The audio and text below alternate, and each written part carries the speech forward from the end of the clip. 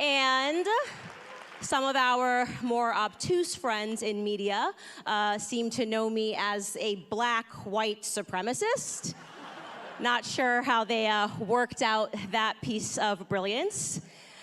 But today is the first time that I emerge on the CPAC stage within my most official and my most accomplished capacity. It's the first time I'm hitting the stage as a mother.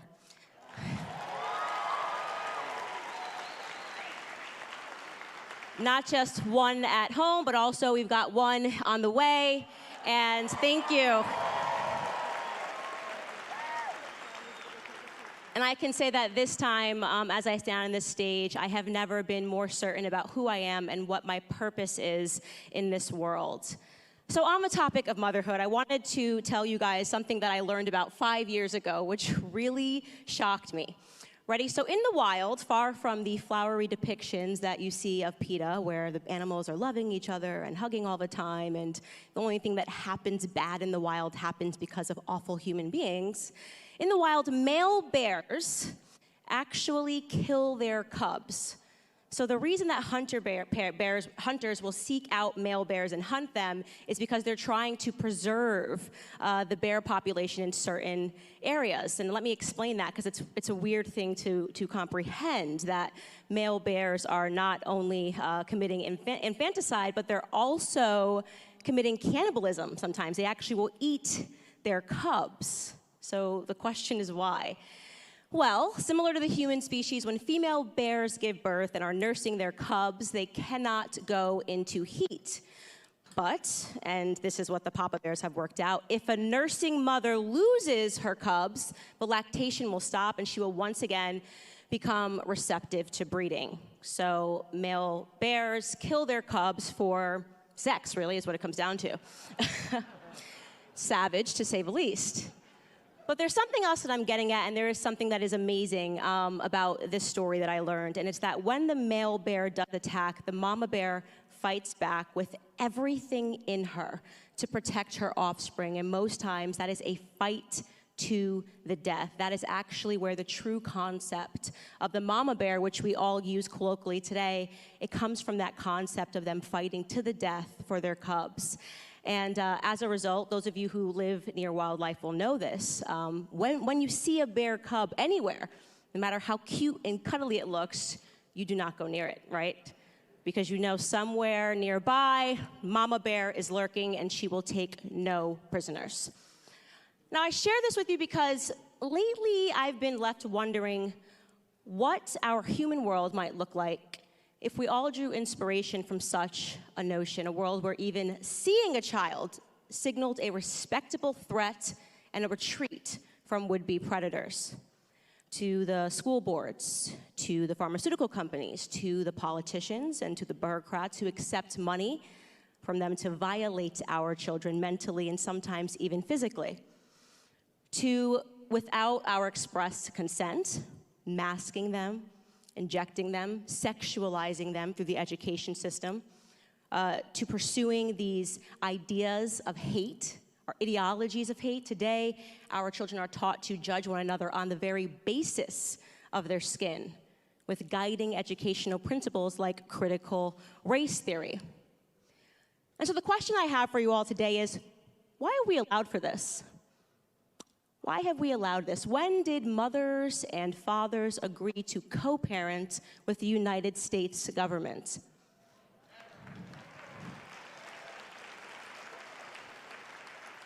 I firmly reject this arrangement, and I hope that you guys will as well. You see, in my mind, I believe that the state began assuming control over our households through a very successful campaign that began with radical feminism in the 1970s, which said to women, don't stay at home. Go be like a man. Go to work. Why would you want to stay in the kitchen? Don't make him a sandwich. These ideas that were quietly and subliminally planted into even my mind in the public school system. If you want to be successful, success is not marriage, success is not children, success is climbing the corporate ladder like men. That is the only way to achieve equality. What a wonderful opportunity that represented for the state. Because in mother's absence, the the Department of Education began raising our children. And today, we are reeling from the aftermath of that custodial transfer. It has never been clearer, especially over these last 2 years in the era of COVID, just how much power we as parents have ceded to the government. And then there's that fashionable brainwash, which we see at home when you're watching the pollution of the mainstream media narrative that tells us that we ought to just trust the experts, right? Trust the experts. Don't even think about it, go to work, trust the experts. Here's what you need to know. You need to put a filthy cloth over the mouth of your innocent child. Trust the experts on the second dose, the third dose, the fourth dose, the never-ending doses of vaccines. Just trust the experts and don't ask questions because you're not smart enough to understand this. The ever-changing, minute-by-minute science, the Fauci science, the Bill Gates science. Trust the experts. And so in response to this, and perhaps on behalf of every mother and father in the world, allow me to clarify this point. My son is today 13 months old. I figured out his personality. No kidding, when he was in the womb, with every kick, how dramatic he was to let me know that he needed to eat now, now, now, now. I predicted quite accurately that he would be stubborn like his mom and very punctual like his father. When he entered the world, I sustained him from my body for a year. I mean, that just kind of, it's incredible to think about. Every ounce he gained was being produced from me. Today, I can read every octave of his cry, and mothers and fathers, you know what I'm talking about. There's the cry that means he's hungry.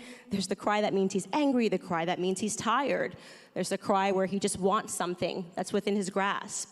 Then you know that very distinct cry when he's actually hurt and you gotta race. Have things run well, okay, fine.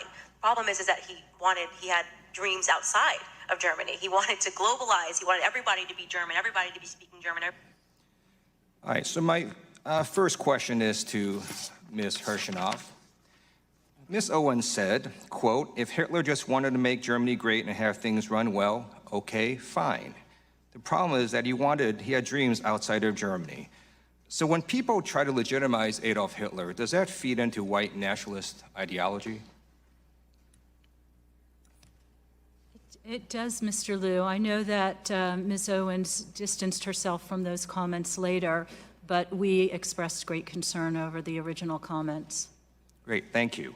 So there's been a lot of talk today. I'd like to focus on actual policy responses that our government can do to try to mitigate the threat of white nationalism.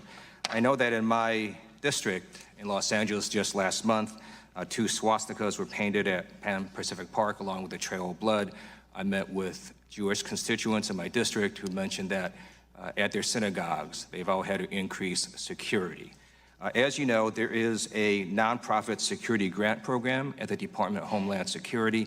Do you believe it'd be worthwhile to increase funding to that program? The ADL has, for establishment reasons, First Amendment reasons, been very cautious and wary of government funding to religious institutions. That being said, we well understand the fear and the safety. So I think that is something that has to be done very carefully in terms of what entanglement. I know in the place where in Westchester County where I live, the state and local governments provide a great deal of protection to the synagogue to which I belong. So I do understand, and I would like to work more with Congress, but I want to caution about where we entangle. This is a very difficult thing to do because when we're scared like this, of course we want money. So that is a great point you make, and I want to note that this program would apply to mosques as well as synagogues, so it is not specific to the religion. But it is true, the First Amendment does affect all of these issues, including, for example, private sector companies to say whatever it is that they want. Now, I'd like to also talk about a second program, and this was one that I'm going to ask Ms. Clark about, and it has to do with the Trump administration wanting to cut a very specific office called the Community Relations Service Office in the Civil Rights Division of the Department of Justice. Can you first explain to American people what that office does and why it would be a bad idea to cut funding? The Community Relations Service Office is a very critical part of the Justice Department. They are considered the peacemakers. They are the ones who step into communities that are embroiled in the aftermath of a hate incident. They are the ones who you'd want to deploy out to Louisiana, to the parishes where the churches are burning right now. They're the ones that you'd want on the ground right after the Charlottesville hate rally. We are deeply concerned by proposals to cut funding to this office, to shift this office to another part of the agency. It's important that this agency's work be completely non-political, but the very subject matter of this hearing today underscores the urgency of maintaining this office that has been with us for decades. And in fact, one of the reasons this office has worked well is because people who go there and get interviewed, it is not a prosecutorial office, and does that make it easier for people to provide information? That's right. They are the peacemakers. They are the ones who go in and connect with communities that are suffering in the aftermath of a hate incident. They connect with victims of crimes and hate crimes and connect them with services. And most importantly, they're the ones who help to ensure that an incident doesn't escalate and lead to more tension. So we need this agency now more than ever. Thank you, and I yield back. Gentleman from North Dakota, Mr. Armstrong. Thank you, Mr. Chairman, and I would yield my time to Mr. Reschenthaler from Pennsylvania. Thank you. Ms. Owens, I'm sorry, we just started a recording. Would you like time to respond to that? Yes, I think it's pretty apparent that Mr. Liu believes that black people are stupid and will not pursue the full clip in its entirety. He purposely presented an extracted clip. The witness will suspend for a moment. It is not proper to refer disparagingly or to a member of the committee. The witness will not do that again. Witness may continue. Sure, even though I was called despicable. The witness may not refer to a member of the committee as stupid. I didn't refer to him as stupid. That's not what I said. That's not what I said at all. You didn't listen to what I said. May I continue? Please. As I said, he is assuming that black people will not go pursue the full 2-hour clip. And he purposefully extracted, he cut off, and you didn't hear the question that was not the media or the press. You had an obligation to answer this body accurately, and you did not. I would note the White House is not the media or the press, and you told this committee you didn't inform the president of it either. Let me move on. You don't think it was poor judgment to mislead this committee or to mislead the president who was nominating you. Let me ask you a second question. Senator, I don't agree that I misled this committee, so I would like to make that. The record is, I believe, abundantly clear, and in fact, I will be sending out my cross-examination from the last hearing, where you repeatedly mislead this committee in that hearing. And in fact, we'll go ahead and actually put this up. I'll note, I asked, did you disclose to the committee that agreement? I did. Did you disclose the agreement to the committee? I did. Hold on a second. Did you disclose to this committee? Yes or no? I did. You disclosed the $700,000 secret settlement? No. So 3 times you say I did, and then, oh, no. You did not. You misled this committee, and you also misled the White House.